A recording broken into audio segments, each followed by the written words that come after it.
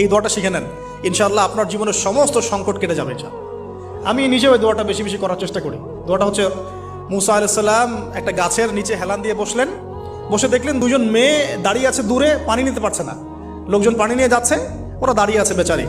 মুসা আলাইহিস সালাম গিয়ে বললেন, কি সমস্যা আপনাদের? তারা বললেন যে আমাদের বাবা অনেক বৃদ্ধ মানুষ, আমরা পানি নিতে পারি না যতক্ষণ না আমাদের কম পানি নিয়ে চলে যায়।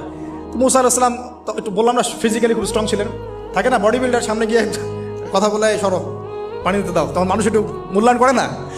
তো মুসা আলাইহিস সালাম এভাবে পানি নিয়ে দিলেন এবং বাছুরদেরকে পানি পান করালেন, করিয়ে গাছের নিচে এসে বসে আছেন। বসে বসে তিনি দোয়া করছেন, এই যে দোয়াটা তিনি দোয়া করছেন, রব্বি, একটা নেক কাজ করলেন না, মানুষের উপকার করলেন, নেক কাজ করে এসে গাছের নিচে বসে দোয়া করছেন, আল্লাহ এখানে তো আমার খাবার পানি বাসস্থান কিছুই নাই, আমি কি করব? রব্বি ইন্নি লিমা আনজালতা ইলাইয়া মিন খায়রিন ফাকির, রব্বি ইন্নি লিমা আনজালতা ইলাইয়া মিন খায়রিন ফাকির।